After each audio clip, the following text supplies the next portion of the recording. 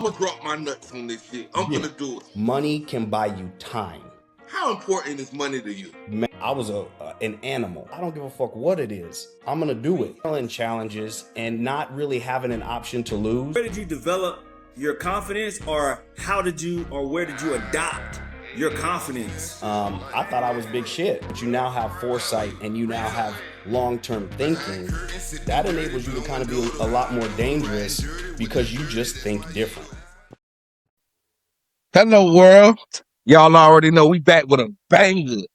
This is Two Paths Podcast. You got your main man, the postman, my main man, LD, my other main man, D-Rob. And we're going to be bringing y'all a very special guest today. We're going to be talking about a little bit of everything, so y'all sit back and get a load of this. But before we get into that, let's get a load of this. Get over to YouTube, like, comment, subscribe, and hit that notification bell at Two Paths Podcast. LD, let them know what we got. A special guest today. He says he's just an average guy. He went from W-2 to entrepreneur 11 years ago. He owns a brokerage, investment company, and is a coach and mentor. Got tired of corporate America, the rat race, so he leveraged his talents to do his own thing. His biggest influence is his stepdad. His biggest win, creating revenue for others while earning revenue. His biggest challenge, evolving with technology. His biggest impact, guys 20 to 50, mentoring and coaching.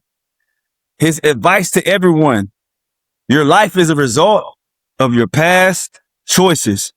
Own your shit. His favorite quote, how you do anything is how you do everything. If you could have dinner with anyone, his choice is Ed Mylett. Mariano Simra. That sounded too good, man. Who is that guy? I want to meet him. That can't be me. Hey, man. So, Mariano, welcome to Two Paths Podcast. And on here, man, we're going to allow you to say whatever it is that you feel need to be said. But what we are going to do is allow our viewers and our listeners and our subscribers to get to know who Mariano is. Know what I'm saying? And not through third person, but from the horse's mouth. So if you don't mind, tell us a little about who Mariano is. Whoa. That's a good question, man. I'm still trying to figure it out, to be honest with you. I'm almost 50 years old and still I'm not even sure I know who I am. Cause I'm always evolving, always changing. And it seems like the world is always throwing something at you and you got to change and evolve and adapt to it. Right. But I guess I can give you guys the abbreviated version.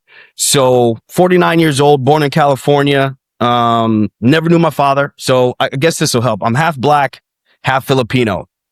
Most everybody can guess the Filipino part. Nobody ever guesses the black part. Funny thing is, I never knew the Filipino side of my family. So I never knew my father. My mother's black. I never knew my father. She left him when I was 1 year old. And so I grew up black, around the black side of my family, which is, I'm highly grateful for it because it's a different culture. It's a different set of rules. It's a different way of being raised. And I feel like I was raised proper.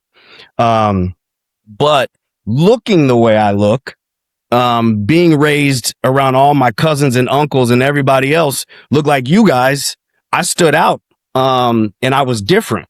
And then when you go through school, I still was different. Like I didn't look like any of them. So having an identity was probably a little bit tough, but thank God for it because I had to learn how to adapt and make friends and learn how to be in any kind of circle possible if I wanted to survive and not just be some sort of weird outcast. And because I had a single mom, I did the math not too long ago for some odd reason.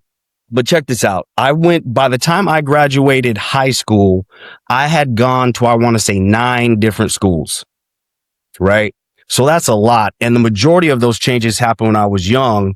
And I never thought it was a bad thing. I never complained about it. It just was what it was. Like it's a new school. You go in there, you make friends. So that enabled me to float in any circle. I can hang with the fellas in the hood. I can hang with the people at the boardroom meeting. I could put my glasses on and be smart. I could do it all because I had to learn that from the time I was like 5 all the way through the time I was an adult. So I'm very grateful for it, but that's what really shaped me, as a person, was just being able to relate to anybody, understand them, listen really well, kind of understand how to flow when whatever circle I was in at that time. It didn't make me fake. It just made me very observant, and I absorbed a lot of what was going on and how people interacted and all those things. Fast forward, that is what enabled me to be a great salesperson, which set me up for my entire career. As everybody knows, no matter what business you're in, it's sales. And you have to be selling something if you have a business. And so sales is what makes the world go round.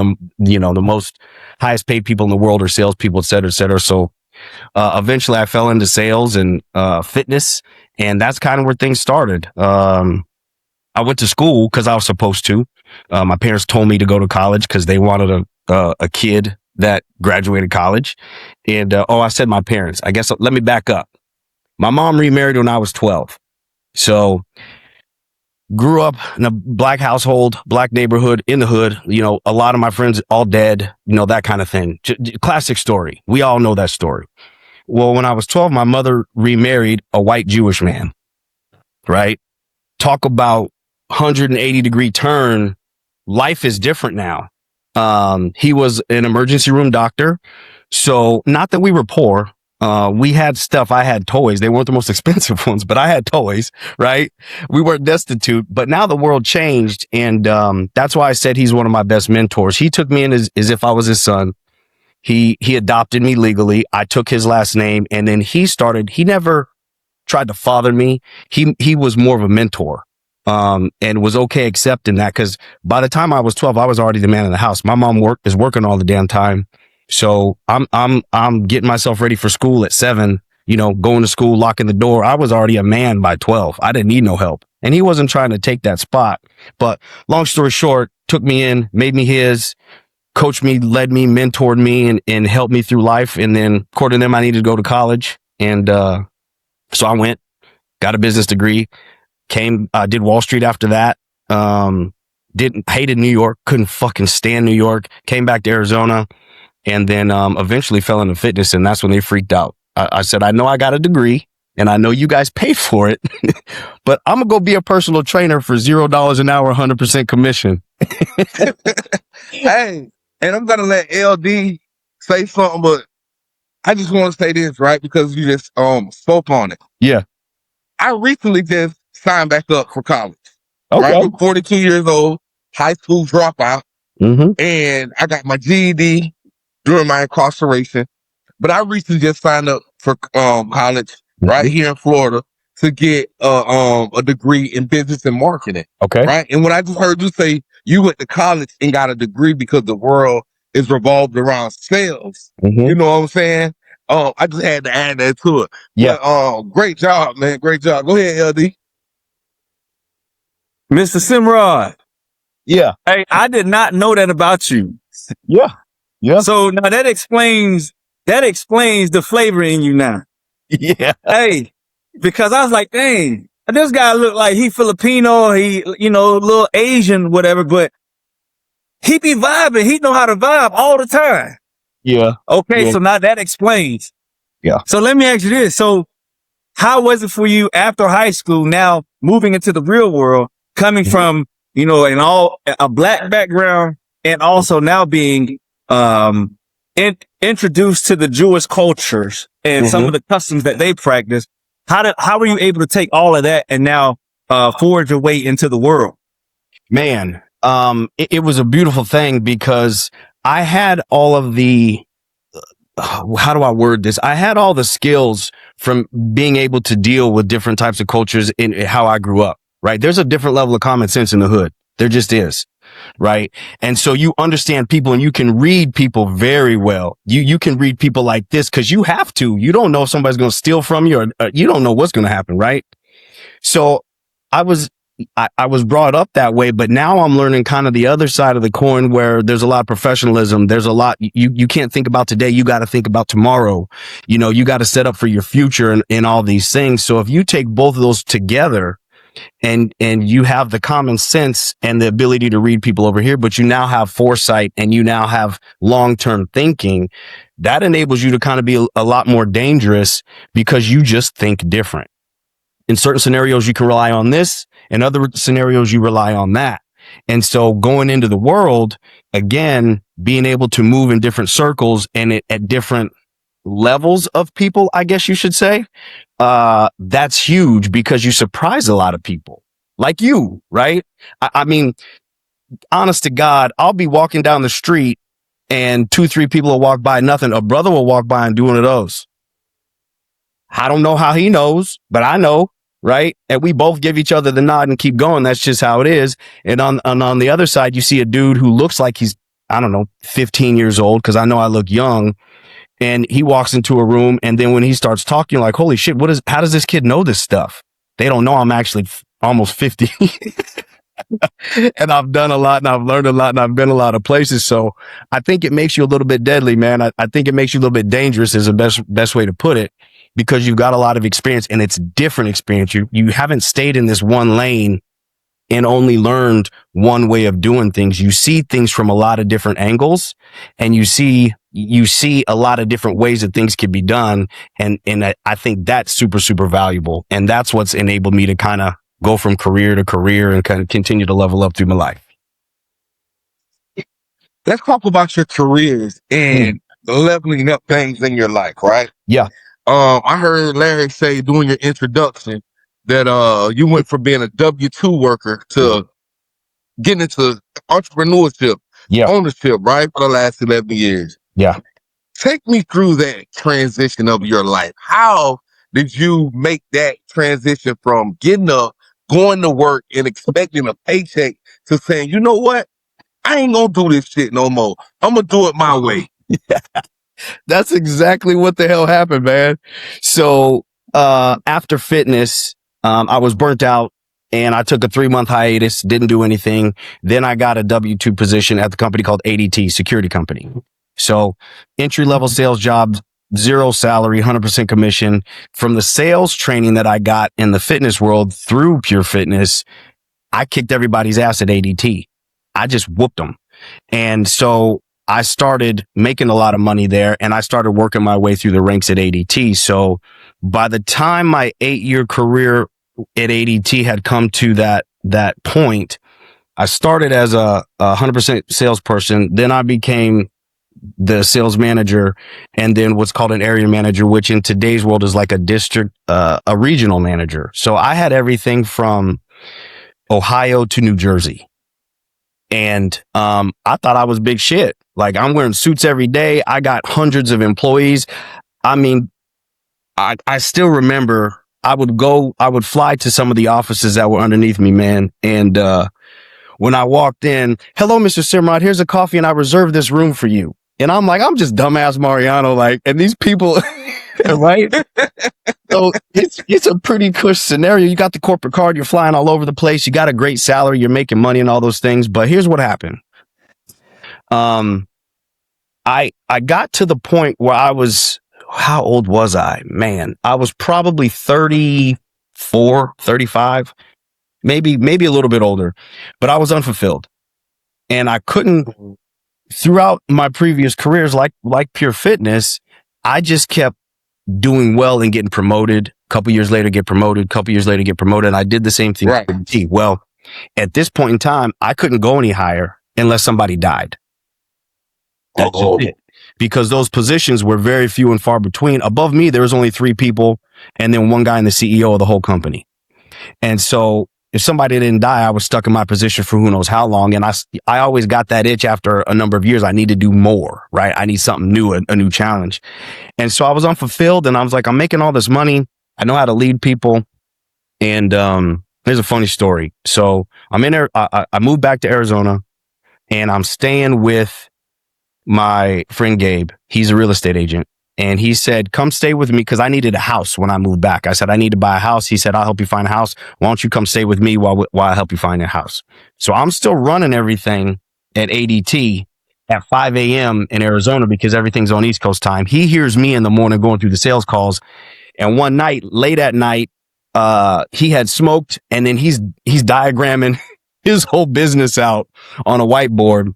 And I walked up to him and I said, if you go and you change this one statistic by 1%, you double your money for your entire business. And his eyes lit up. Next thing you know, he said, you want to start a business? And that's what did it. I said, I'm unfulfilled. I know what I'm doing. I know I've got game. I'm interested in real estate. And me, him, and two other people started a real estate company. I went and got licensed. We started a real estate company. And that was my introduction to true entrepreneurship. That lasted 2 years. We did well, and then we didn't.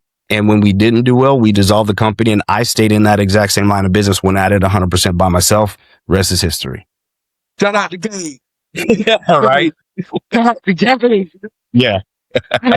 Because and I say that because it be situations and moments like that happen in our lives that allow us Yes. to see exactly where we're trying to go at. Mm-hmm. You know what I'm saying? Yeah. So great answer to that question. Yeah. Go ahead there. Mariano.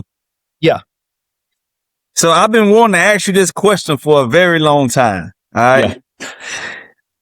And I don't ask too many people this question, right? Okay.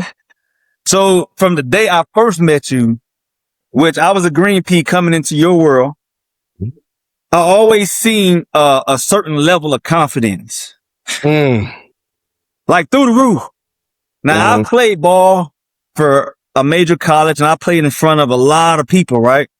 Yep. But when I walked in and the way you carried yourself and the way you spoke all the time, but you never like badmouthed anybody. You never shitted on anybody, but you always told people like it was. Yeah. So I guess my question to you is, like, where did you develop your confidence, or where did you adopt your confidence? Ooh, that's a good question, man. And there's been times in my life where I ask myself the same damn question, right? I mean, you can't tell because I'm sitting here, but I'm only 5'6" on a good day with a good pair of tennis shoes, right? Hey, I didn't want to say nothing. I didn't want to go there, but okay, I'm glad you brought it around. Yeah. Right. And so, because of that, I think you have to do a little bit more because it makes a kid insecure. Obviously, when I was younger, I was way shorter. I don't know if I broke 5 feet until I got to high school. So, I kind of always felt the need to do more. I was always better at sports. I always had to get better grades. I always had to answer more questions in the classroom. I had to always be doing more, probably to compensate for being the little dude. Right. And when you do stuff like that, two things happen. Either you accomplish a lot more, which can build your confidence, or you fail a lot more. And if you fail and you don't fucking die and you can keep going, or you realize you didn't die, that's what builds confidence. So bumping my head, getting beat up, then, for every fight I won, I probably lost 3. Right. And so that kind of life, and I'm talking real fights plus analogies, right? Or metaphors.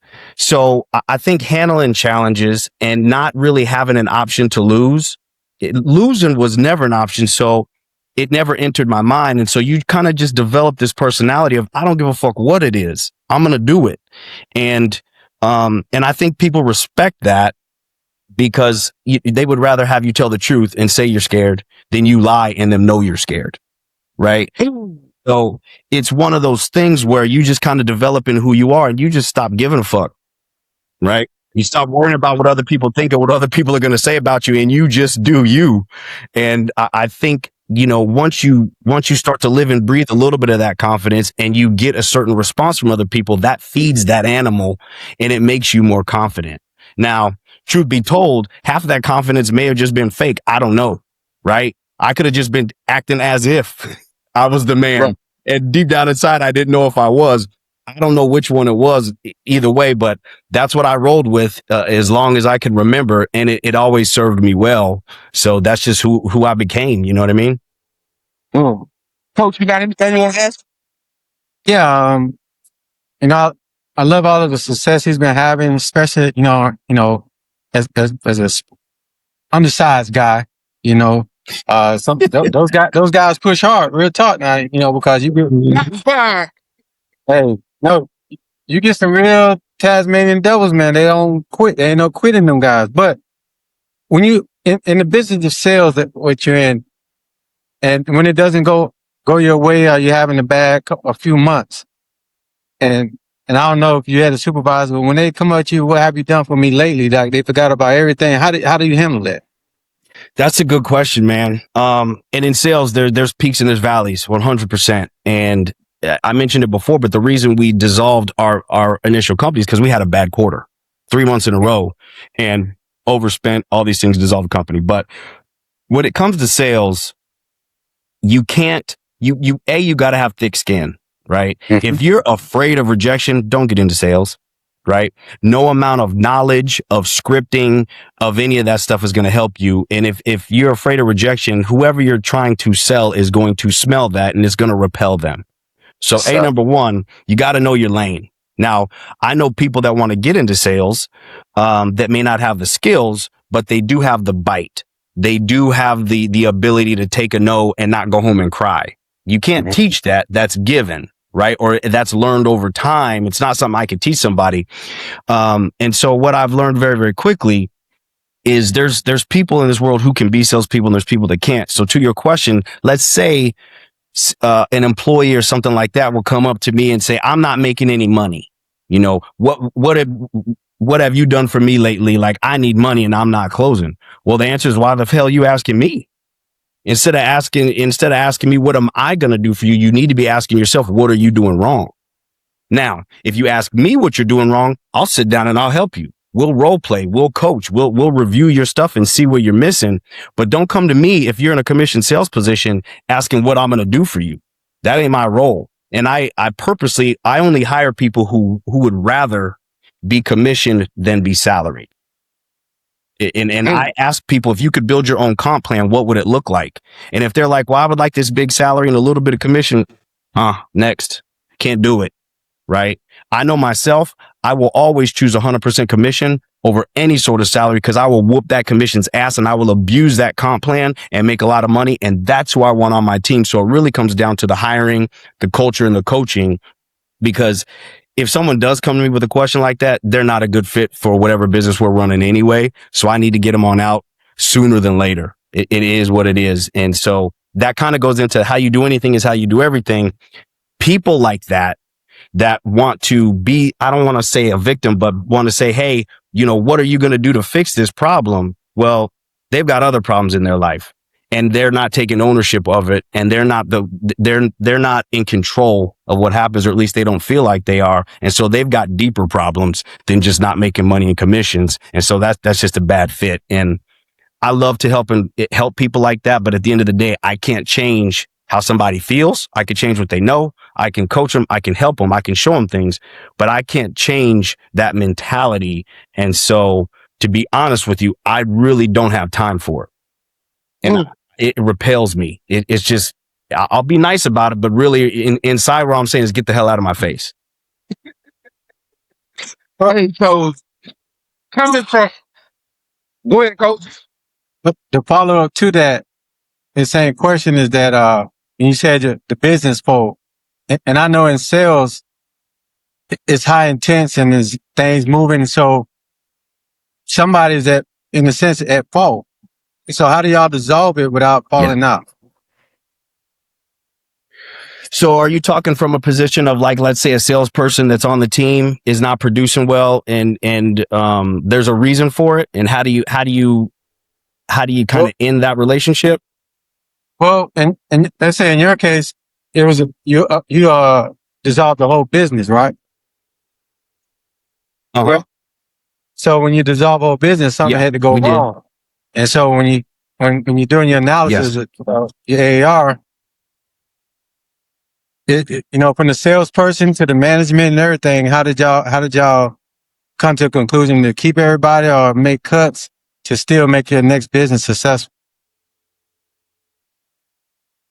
I think I'm grasping what you're saying. So when we formed that business, well, here's a nugget for everybody. Whenever, first and foremost, don't have partners out of convenience.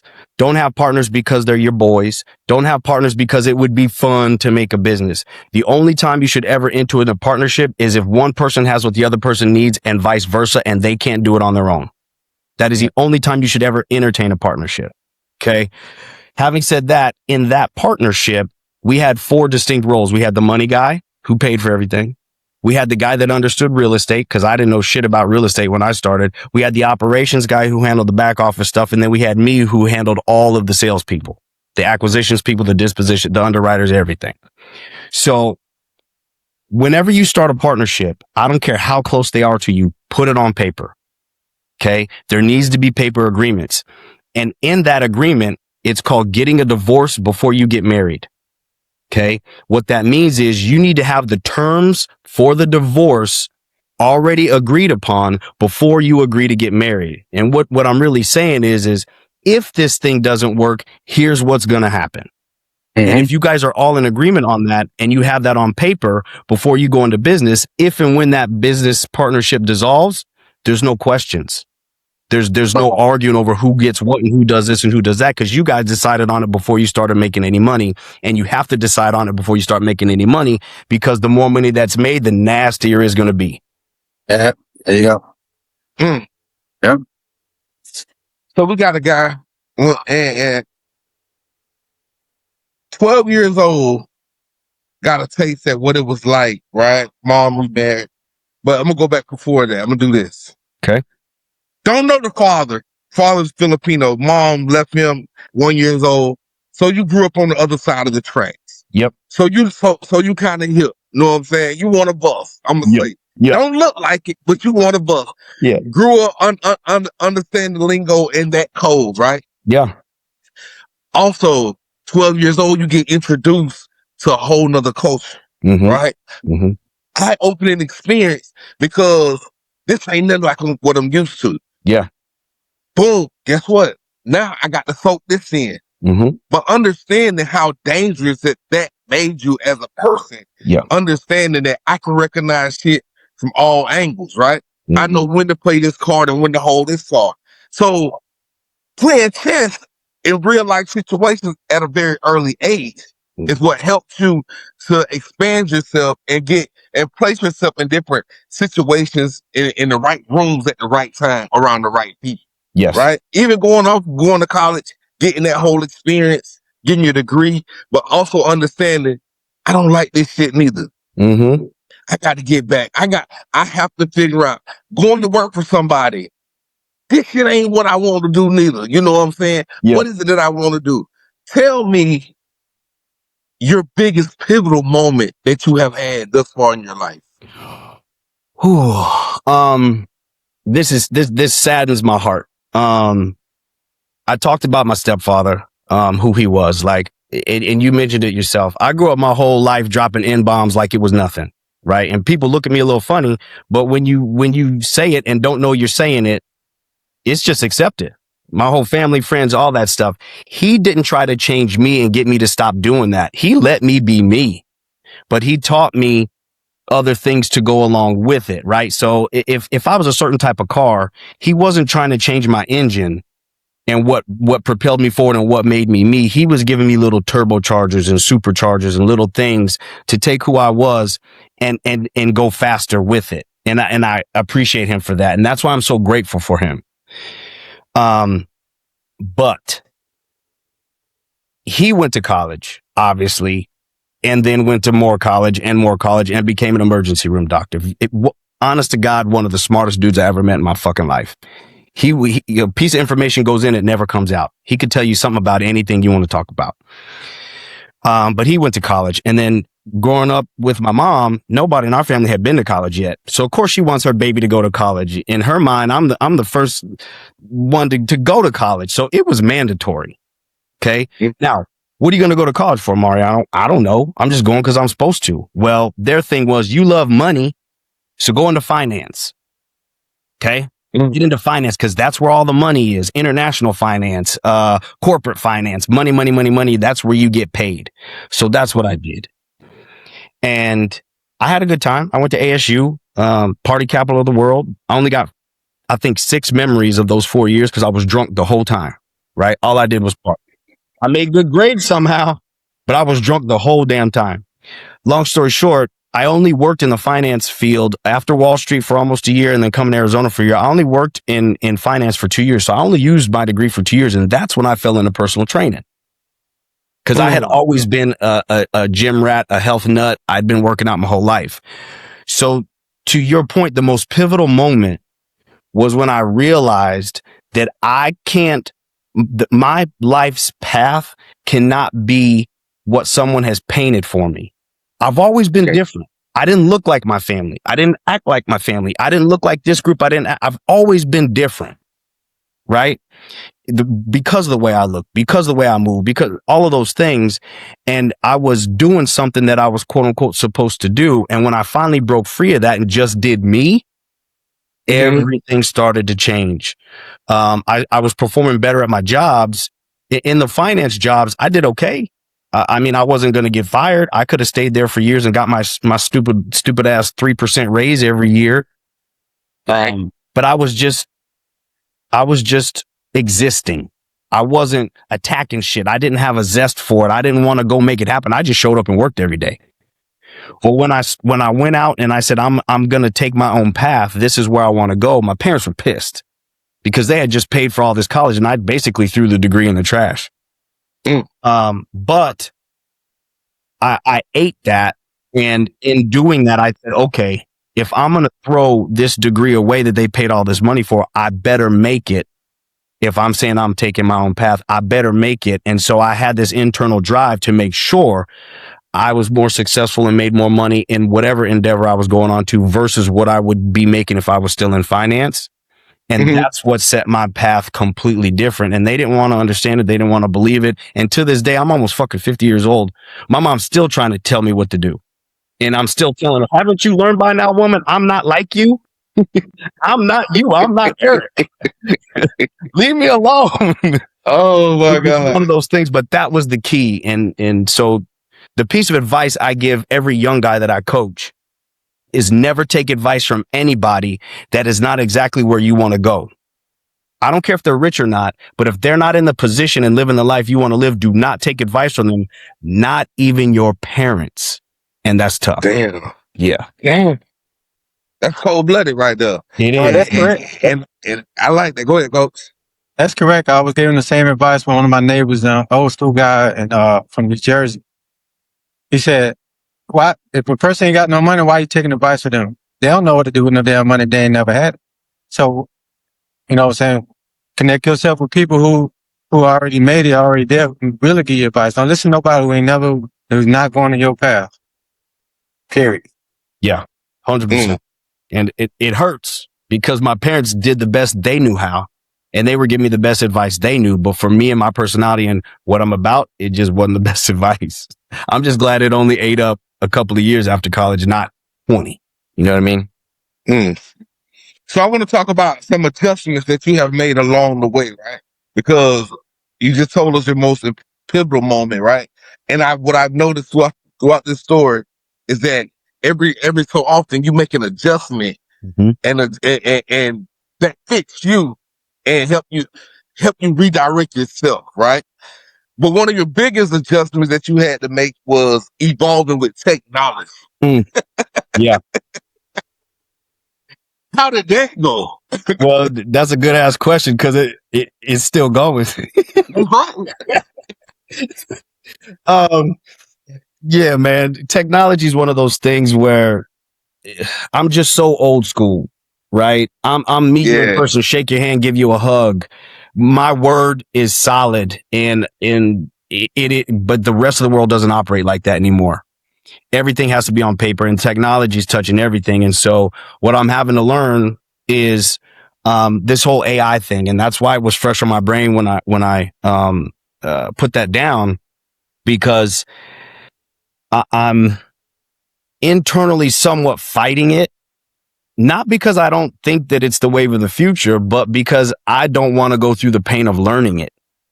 And so I keep pushing back and I keep resisting it. And I'm doing things my way when AI could do them faster and better with zero errors. because that's the way I'm comfortable doing it. But I'm learning over time now, and I'm using AI. So we're making baby steps. But I'm now learning how much it can actually do and how to actually work AI to do some of the smaller things for me so I can trust it to do bigger things later. To the point where I've got a meeting tomorrow about like a whole bunch of AI stuff. And I'm actually about to pay big bucks to actually absorb it, learn it, and utilize it in my life, and then hopefully help other people use it. So, and that's what Coach said is get around people who been where you want to go. Well, sometimes you can't just go ask them and stand next to them and learn from them. Sometimes you got to pay them to know what they know. And I've learned that well. I'm part of a mastermind called the Boardroom Mastermind, where everybody in that thing pays to be part of our tutelage, and we're helping them see around corners and condense their time frames. But I learned a long time ago that it's okay to pay somebody to not just teach you something, but to mentor and coach you, to not just give you knowledge, but to give you some, I don't want to say common sense, but I guess help you see around those corners, right? Right. The right guy or the right girl can take years of you trying things and failing and condense that into 2 weeks. Okay. And time is money. And so maybe you have to lay out $5, $10, $20, $30,000 to get this stuff, but it is going to save you 10 times that amount in time, energy, and effort, and lost money by doing it.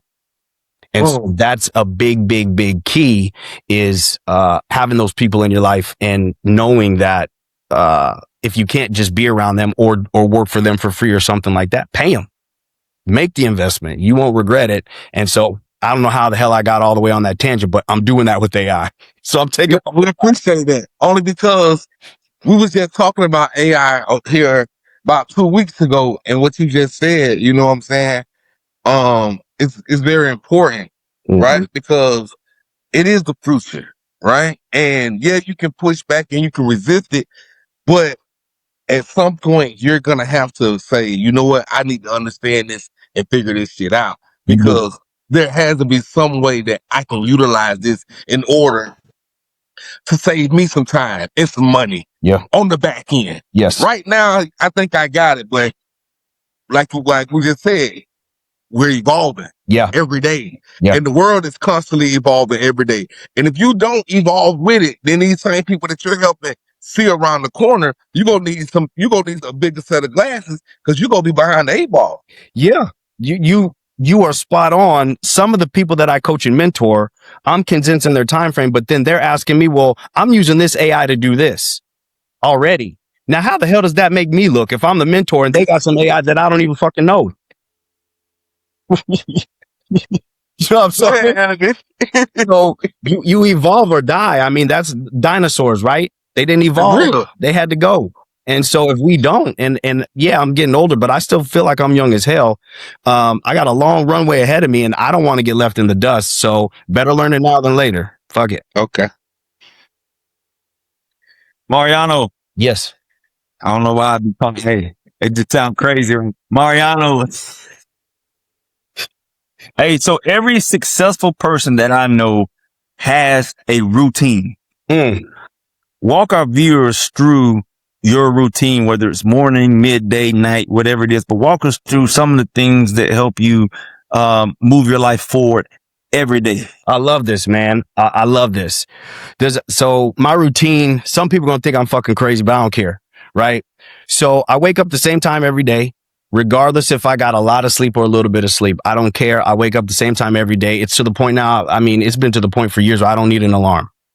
I don't care where I'm at, what's going on. Don't need an alarm. I wake up before the damn thing goes off.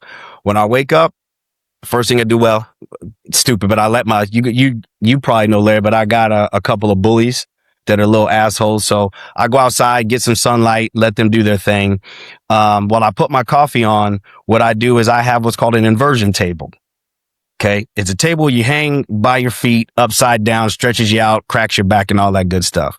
Well, what I do is I'm all about efficiency. So while I'm hanging upside down, I also have a red light shining on me, the red light therapy, right?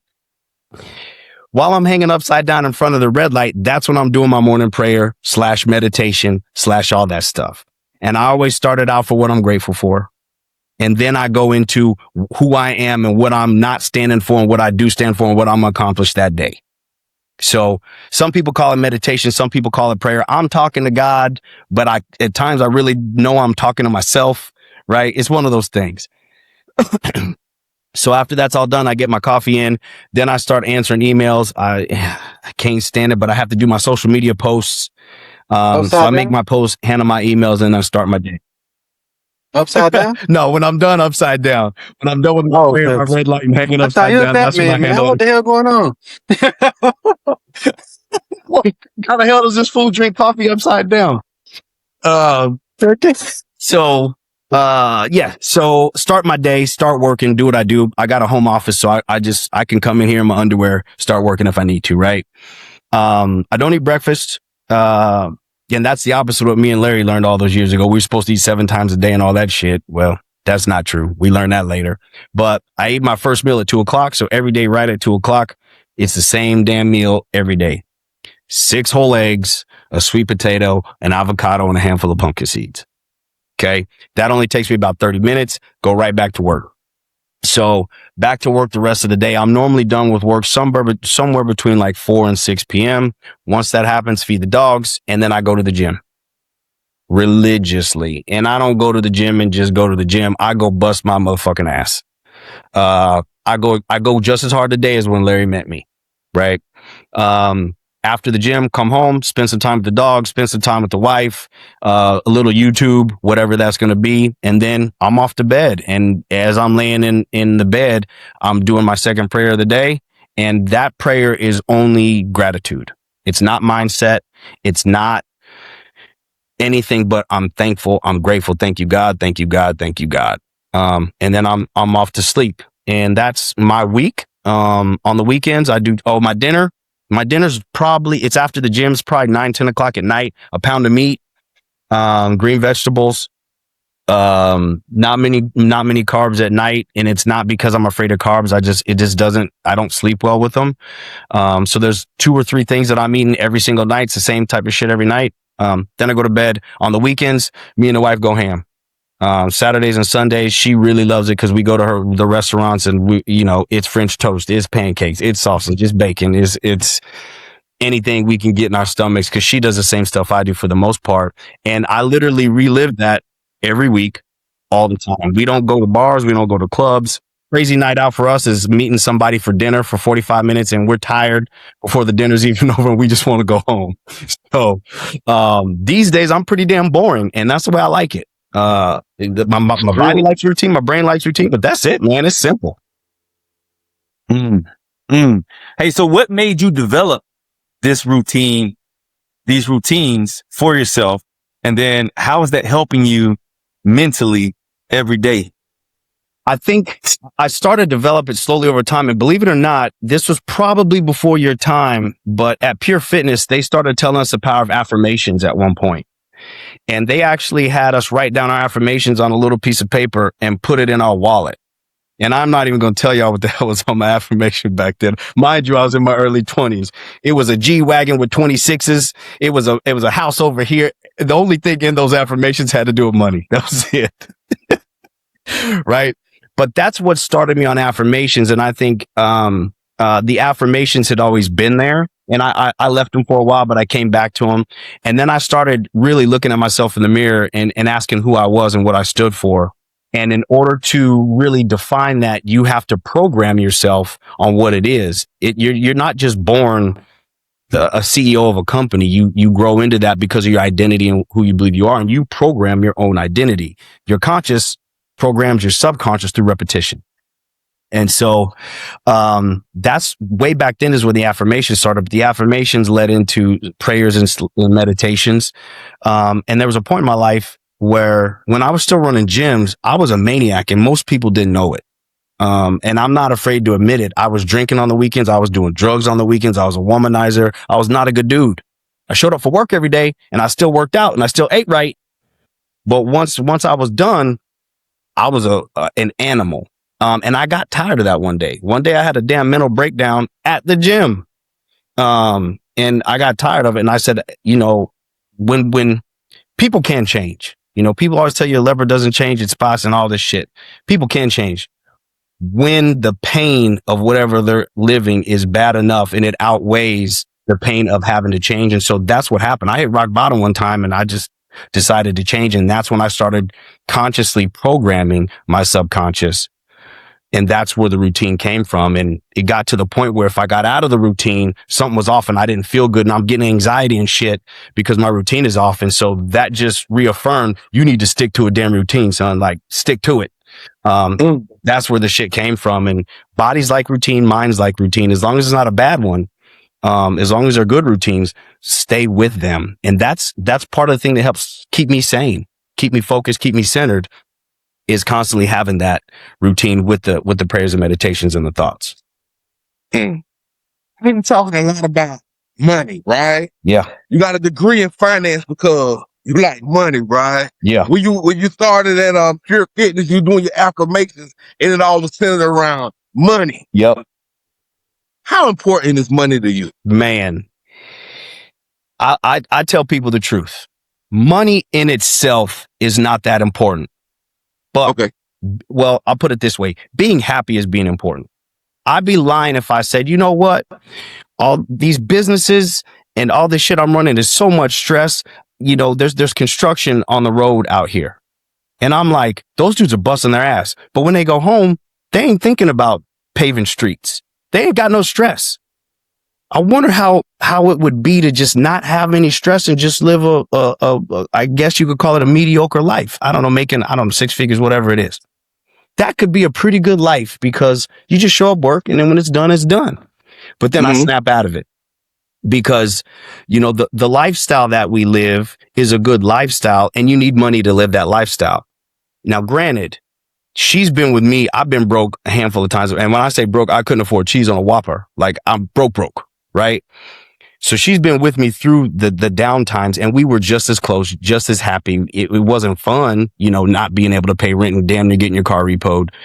But we were still at our core just as happy. However, we're able to do more things now because of the lifestyle that we're providing for ourselves. So is money important?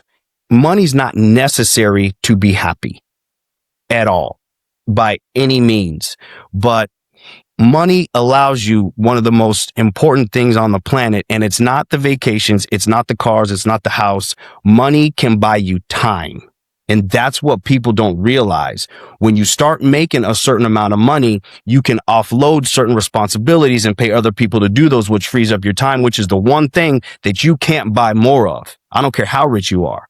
And any dude on his deathbed, wealthy or not, just wants more time. Right. And so if you can make enough money to have somebody do this and do that, now you are changing your life because you can go do the other stuff, whatever that may be. And that's the key to making money, is the freedom that it provides for you and it buys you that time. Love that answer. Love that answer. Love that answer.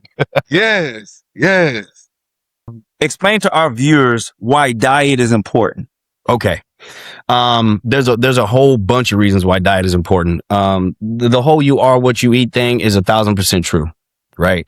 And in America specifically today, we don't realize how bad we're eating. Eating fat isn't bad for you. It's the fact that what you're eating has all this other shit in it that's bad for you. When I say bad for you, there's certain foods interact with your hormones. Certain foods interact with your intestines and your gut. And when those things are off, you get sick easier. You don't think properly. You have brain fog. So the things that you're eating outwardly affect your life as a whole. It affects the way you look. Yeah. And I'm not going to lie. When I was younger, I worked out and I ate right so I could look good. Cause again, I'm only 5'6". I had to look as good as I could, right? So you had to eat right in order to look good. So that's where it really started. But then it just started to evolve and grow and became, I'm just never getting out of shape, period. I'm just not doing it. So it affects your mind. How the chemicals in your blood actually circulate are affected by what you eat. B, it does affect how you look. Now, you could say it however you want. I've been chubby. I fell out when I moved to Ohio, with the move and all that. And my life wasn't as good. I didn't feel as good. I didn't have as much energy, and I didn't like who I saw in the damn mirror. And that affects you in a multitude of ways. To top that off, if you have discipline on what goes into your mouth, that how you do anything is how you do everything. So if you can be disciplined on what goes into your mouth, that shows that you can have discipline in other areas of your life. One of the things that I put out there somewhere is if you can't control what goes in your own damn mouth, you can't control shit. And that's the truth. Because why is that so hard for some people? Because that pull, that draw, that short-term satisfaction outweighs the long-term negative effects. And that is the same with work, with investments, with everything else you do. So, eating right is just super important to me. I don't like the way I physically feel when I don't eat right. I don't like the way that my brain operates, and I do get brain fog. And for some reason, I don't get my meals right or something like that if I'm traveling. And so it affects me in a million different ways. Not to mention just having discipline. I ain't gonna lie. I feel better about myself because I'm so disciplined with food when I'm next to somebody who doesn't. And I don't know if that's narcissistic. I don't know if that's ego driven, but I kind of get a kick out of, I'll take one of our meetings, for example, the big meetings that I have once every month. There's 200 of us in a room eating. I get a plate full of chicken, meat, salad, vegetables, and the guy next to me, very successful, but he's got all the bullshit and the cupcakes and all that. I get a kick knowing that I got more discipline than he does. Right. I just do. And so, the discipline factor, the vanity factor. If it's a Saturday or Sunday, I will help myself. But it's all those things. It's the discipline. It's the how I feel. It's how my brain works. It's how I look. All those things feed together. And if once you do anything long enough, it is your identity. It just is who you are. So today, I don't think about what I eat. I don't have to try to not eat a piece of pizza. It just doesn't enter my brain because I've done this for so long. It's just who the hell I am. It's I don't think about it. And that's the easy part. And people are like, how the hell you doing this? Easy. I just do. I just don't think about it because it's been happening for so long. That's real. Yeah. That's real. That's that routine that you got. Yep. That's right. So over time, Mariano, you had very important male figures in your life. Mm-hmm. Definitely your stepdad. And then I read in your bio about you had some mentors, right? Right. Mm-hmm. Also, my question is, with those examples that you had, how did you take from those examples and have such a large impact on the males whose lives that you are a part of now through your coaching and mentorship? Wow. That's good. Really good question, because there was my dad, and then there was my first boss at Pure Fitness. I don't think you ever met my mentor, Larry. I call him Big Lerm instead of Big Worm. You guys will like this story, and I'm going to be quick with this story. I was just working out at Pure Fitness, and I had a couple people working out with me. Larry was 6'3", 260, big brother, veins coming out his thighs, like scary. And he came up to me and said, yo, you can't be training people in my gym. And I said, I'm not. They're not paying me. He goes, I know a trainer when I see it. Don't be taking money training people in my gym. And I said, I swear to God, don't hit me, but they ain't paying me. And he hired me. He hired me to be a personal trainer. So there was him, and then my job with ADT. He more taught me sales. He's the one that really taught me sales in general, and then leadership. And then at my second job, at my second career with ADT, there was a guy, Josh, who was my boss, taught me the real technical piece on how to manage people. Right. So managing people and systems. So you take those pieces together, and I believe that everything happens, good or bad, is preparing you for that next thing. So I had to learn the sales skills from Larry and the leadership, because LD knows this, leading trainers are fucking crazy. And corralling them and getting them to do the right things ain't easy, but I was able to learn that young. And then in my next piece, how to manage systems and how to manage processes. One, prepare me for the next, prepare me for the next. So it's one of those things where along this journey, you're picking up these skill sets that goes back to the confidence. I know how to lead people. I know how to sell. And now I know how to manage systems and processes. So when that next thing comes along, I'm ready. I'm game for it. Matter of fact, I'm fucking looking for it. Where's it at? Because I've been doing this 8 years. I'm ready for the next challenge. And so it all does snowball, but you have to take the bits and pieces. And I did this from each one of them. I took the things that resonated with me the most, that had the most impact. I internalized them and I mirrored them, and I purposely started doing them for myself. And then when it came to interacting with others, so I'm taking these bits and pieces, keeping it, and then I'm outwardly using it. And then I'm just adding more bullets to my gun. I'm adding more tools in my tool belt as I get older and as I get more experience. And again, that does affect your confidence. And now you get to the point where you're just looking for shit. Right. And you understand that it doesn't matter if it's the guy who's picking up your garbage or your boss, you can learn something from everybody. And that's what makes you a little bit more worldly. And that what makes you a little bit more relatable. And that is what makes you a better person in general. When it comes to just meeting a stranger. And so all those little things, and that's why it's so easy for me to remember these guys, all those little things when it was happening, I didn't know I was doing it. I was like, oh, that's good. Right. And I'm going to use that. But looking back, it's like, holy shit, those guys changed, my trajectory was going here. One of them changed it a few degrees here, and the other one changed it a few degrees here. So now instead of ending up way over here, I'm ending up way the hell over here because of those guys. So a lot of gratitude for them. Big Learn. We see you, Big Learn. See you. Yeah. See you. I'm still friends with him to this Appreciate day. that. Go ahead, LD. Man, that's big that you said that, because my experience as growing, right, and becoming who I am today, application is everything. Mm-hmm. And in sales, as you know, I'm still in sales as well. Converting is everything. Mm-hmm. Measuring is everything. Auditing is everything. But you can't audit the outside or measure the outside without first starting with the inside. Yes. And I think people who do really well in sales are great self-managers. Yes. What would you tell some younger people that are getting into sales or that want to adventure into sales about some of the things, one-on-one things that it would take to, not only get into sales, but to now, have a great career in sales? Ooh. I would say this. You got to first ask yourself why you want to be in sales. Right. And most of us that were athletes when we were younger like sales because we like to compete, and sales is just another way to compete. Right. If I get the sale, I won. Right. So, make sure you understand why you want to be in sales. Now, the reason to me doesn't necessarily, if it could be because you like money, it could be because you like to argue. I don't know. Doesn't matter to me.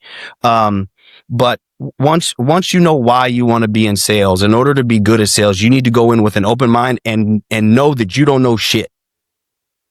Okay. Whoever is teaching you the sales, that's the gospel, at least for right now. Whatever they say, you do. And there's a reason they're teaching it to you, is because whatever their sales process must work, or they wouldn't be using it in that company. So do what they tell you to do. Don't do it your way yet. Don't show them what you know yet, even if you've got previous sales experience. Don't get up and try to show them how good you are at sales. You don't know shit until you've mastered it their way.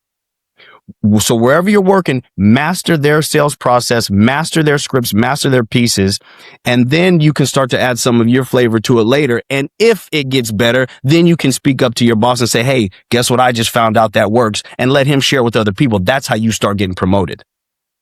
So, and that's why I like hiring raw salespeople versus experienced salespeople, because experienced salespeople think they know too much.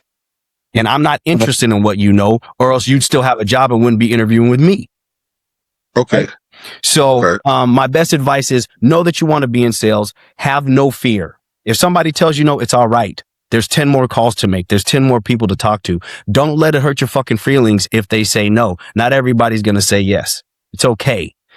So get a thick skin, be able to take those no's, have no fear, learn the process, and just don't think, just do. Once you start to overthink it and get in your own head, you start creating your own objections, and they're not going to take this because of that, and they're not going to say yes because of that. And guess what? As you start to get into your sales pitch, they're going to smell what you're thinking, and they're going to actually do what you're thinking they were going to do, and it's your own damn fault. Okay. That's the gospel. Now that's a beautiful thing that you said that, man, because a lot of people do get entrapped into their own thinking, right? And they start thinking for the person that's on the other side of them, right? But it's actually you thinking for you because you haven't overcome some things, or you haven't put the work in, because it's not what you do today. It's what you do today that's going to get you the deal tomorrow, right? So you cannot, in sales, you cannot do nothing today, because if you don't do anything today, then tomorrow will come, but you'll be still looking for the sale. Yeah. And now you just pushed yourself farther out. So, and that's why I think I am the way I am, because you have to always be selling or always be doing, like you said. You never know what one action, 2 actions, 3 actions will now net you over time. So you always have to have a continual workingness toward your forwardness. Okay. I tell people you have to pretend like you're blind, and you have to work and work and work, and people will laugh at you at first, or they might not see anybody in front of you. They might not see your numbers increase, but what they don't understand is what's happening in you.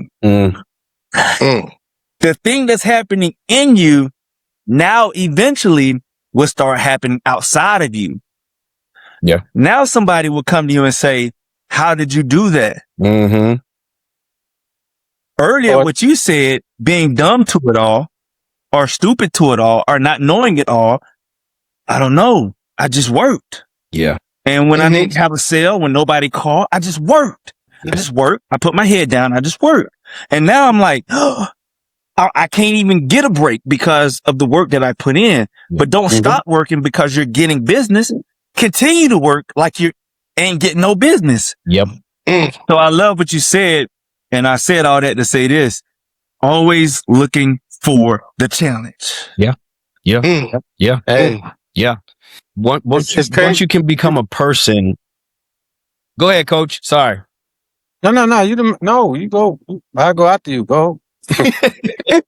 I'm absorbing knowledge right now, and if coach has knowledge, I want to hear it because I'm. He got a plan with it. Because like when y'all talking to sales, man, it's just tickling me inside, because like I used to be an Army recruiter for a long time, and we're selling that product, and all the entities of sales that y'all talking about, running the station and all that, it brings back so many memories, and good and bad, because like you going down that road of sales, man, that you're going to have some good days and bad days and some real ugly days.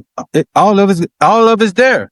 And that's why you got to be able to persevere and hang in there and do all things. And then like, I got to share a little story that I had, because I came out recruiting. I was down in Miami, and as a new recruiter, just like Mariano said, and Larry said, you're going to have to listen to them train you.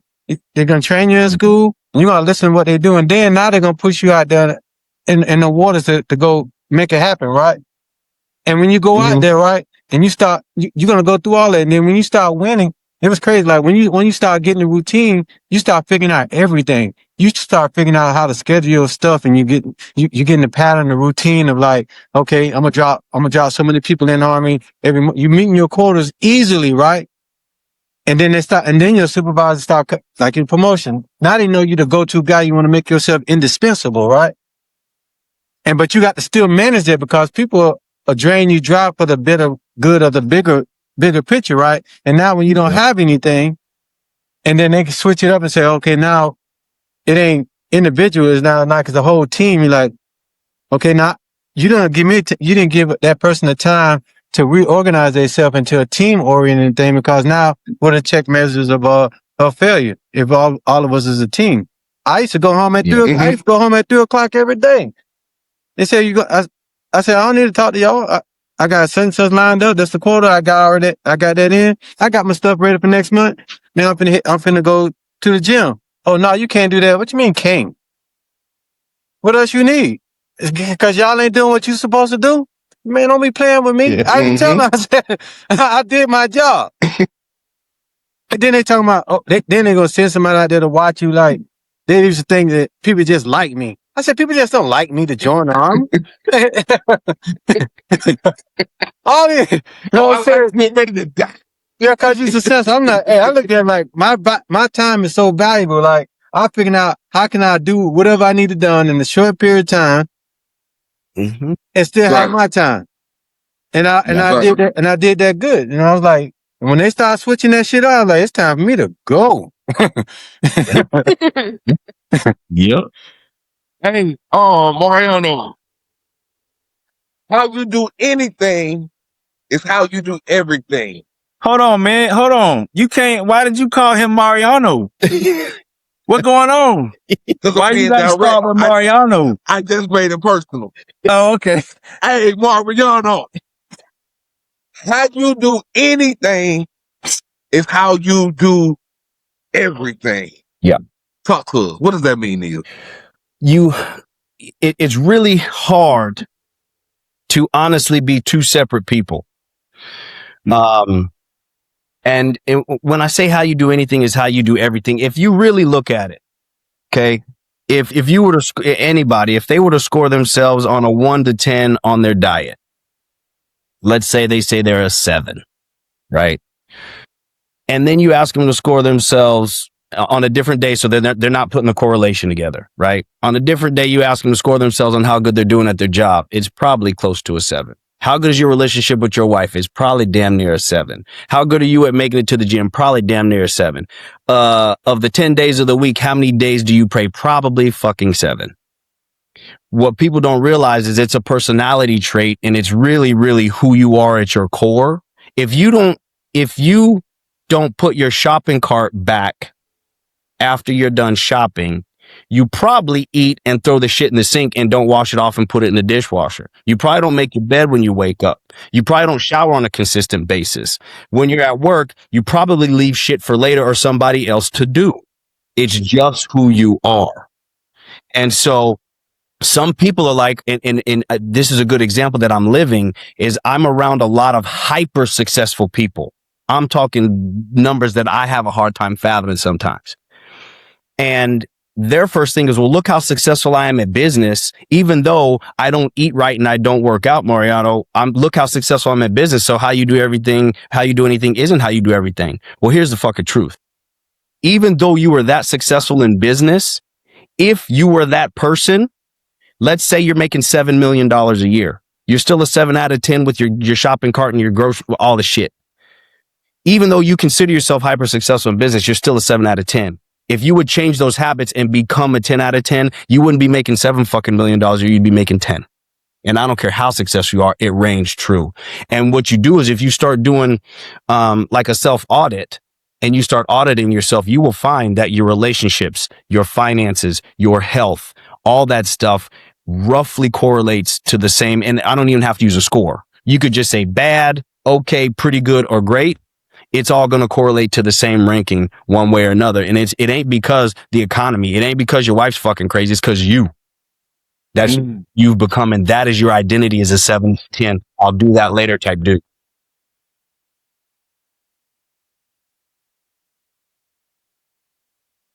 Do I hear a little silence? Hey, Yeah, the way you just broke that shit down. Huh? hold on now. I was at the grocery store earlier this morning. I'm asking myself, did I put my buggy back in the buggy section? Yeah. For Huh? real though. Like what Okay, the fuck yeah. just happened? Did I hear a little silence? Yeah. Yeah. Hey, Did I hear a little interjection? Like, hold on, introspection? Just a moment? boom. It's real. It is definitely real. It's real, dog. Yeah. Go ahead, LD. Mariano, one last question before we get out of here today. I have nothing bad to say about you because I don't really know you. Sure. but I know you. But from the things that I see on social media day in and day out, it seems like you have a relentless spirit within you. Mm-hmm. Tell me, how did you incubate that relentless spirit within you? Because you told us earlier, now you already told us your age, you're 49. Mm-hmm. And you said, after you said that, you said, I still feel great. I still feel young. Mm-hmm. So I how do you still feel go incubate, to the gym. how do you incubate that spirit? Because I know from the time we met till now today, you've went through a myriad of changes, letdowns, wins, losses, adversity, struggles, challenges. How do you still keep that vibrant spirit going today? I say I can't take credit for all of it. I got a good woman by my side. That changes a lot. And me and her have been through the ring. We 17 years now. Maybe we going on 18. Hopefully she don't hear this shit and start yelling. We were there 17 or 18 years, and having a source of somebody who brings you peace that also can call you out on your shit is important. There was a time in my life where she wasn't my source of peace, and my life, granted, back in those days, I was crazy. It wasn't good. She evolved, I evolved. So I would say that's a big piece of it. Not only does she bring me peace, she calms me down. She tells me to stop, get the veins popping out in your forehead, take a breath. She also will call me out on my shit. You don't do that, Mariano. That's not you. And it's like, bang. You can lie to other people. You can't lie to yourself. Well, I can't lie to her, right? She'll catch me lying to my own self and hold me accountable to that. So that's one piece that helps a bunch, because she reminds me of who the fuck I am, right? Okay. The other thing is, I would say that relentlessness, it was initially fear-based, right? Fear of not performing, fear of being average. I've never, how do I say? I just have always feared being average, and it was never okay to me. And again, it could relate to my childhood, never knowing my dad. Who the fuck knows? I don't know. But I just could never be average. So I always had to overachieve. So it was fear-based. And what I've learned over time is that when it comes to all the other aspects of your life, whether people want to believe this or not, getting fit physically affects every aspect of your life because of the discipline, because of the hormones circulating your body and other things. So what I've learned, and this is what I teach a lot of my clients, is if something is messed up with your mind, with your finances, with your relationships, or with your business, we're going to start with fitness. And the reason being is because fitness is the mechanism that will start to bleed in other aspects of your life. If you can start making it to the gym every day and start eating right every day, yeah, you're going to look better. You're going to feel better. You're going to have more energy and all these other things. But how you do anything is how you do fucking everything. And so slowly but surely, you start putting your fucking shopping cart back. Slowly but surely, you start making your bed every morning. And so it bleeds into other things. And so fitness has always been my foundation to keep me from killing somebody. Right? I go there. I go there to get my stress out and get back to being me, so I don't kill someone in one of my companies. But that has always been my foundation for that. And again, it bleeds into everything else. And so I hold on to that for dear life. And that's why one of my big things is I don't miss. And what I mean is I don't miss a workout. If I'm in Boston and it's 2 a.m. and I just landed, then I'm working out at 2 a.m. because it affects all the other pieces. And so that relentlessness that's my foundation. And I know that fans out into everything else I do. So that's why I'm so hell bent. And that's why I'm so focused on that, because if other people could get a taste of how that feels, their life starts to change. He's right on. They're right on with the fitness, because like, yup. For instance, Cam, you watch my journey in golf, right? Mm-hmm. When I took my time out from coaching and everything, you kind of let yourself go a little bit, and then as soon as I lock in, my body started forming up. My eating habits change. I'm disciplined. I'm focused. I got my routine, my workout going all the time. And just like Mariano said, I ain't going nowhere my clubs can't go. There You know what you I'm saying? go. Because I got to get it in. Yeah. I'm going to do something to keep up my routine, my pattern, my passion, my love for what I'm doing. Because at the end of the day, it has to be something that I enjoy and want to do. I gravitate towards love, the places that I want to be. When I don't feel it no more, it's time for me to go. Yeah. It has nothing to do with that person. Yep. It's time for me to go because I'm in control of my peace and my happiness and everything I do because it's structured.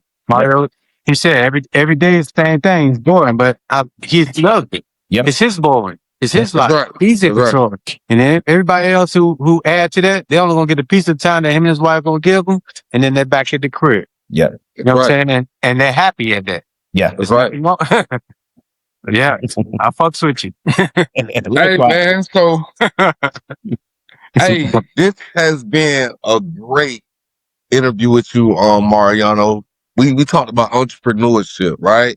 We talked about fitness. We talked about mindset. We talked about mentorship.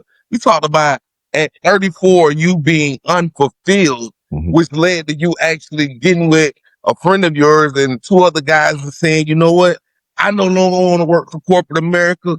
I want to try this shit on my own because I can do it. Yeah. I'm going to drop my nuts on this shit. I'm Yeah. going to do it. Scary Guess as what? hell. Yeah. Scary as hell, made some money, Yeah. and then when times got hard and shit went to looking shaky, okay, we gonna let this go, but you know what I'm gonna do? I ain't letting it go just like that. I'm gonna grab this motherfucker and I'm gonna continue on, Mhm. right? I'm gonna stay with this here because I have developed a passion for this, right? I have made this a part of my life. Mhm. So this has been fit into my routine. I don't want to break routine because this is what I'm accustomed to doing. Mhm. Not saying that I'm comfortable with doing this because I know I got to make transitions and different pivots along the way, but I'm willing to sacrifice that in order to fill myself up because I am sick and tired of running into these unfulfilled moments Mm. where I get to a point in my life and I say, fuck it. I'm gonna try something else. That shit ain't working. Yeah. Fuck. Yeah. I'm gonna crash. I'm tackling these motherfuckers. They don't know I'm looking good Monday through Friday, but I'm battling with some other shit over here internally and mentally. So I got to have me a drink Mm. because I'm trying to fill a void. Yep. And like you say, it could have came from an absent parent, you know what I'm saying? But who cares? Yeah. Because that happened already, right? But you had made up your mind to say, you know what I won't do is I won't give up. Nope. I won't be an underachiever. I won't just settle for being average because I look around and everybody fucking average. Mm-hmm. But who am I? I'm 5'6", but I got a big heart, and when I really sit my hands down and think about it, I'm a fucking genius because I make time to be creative, right?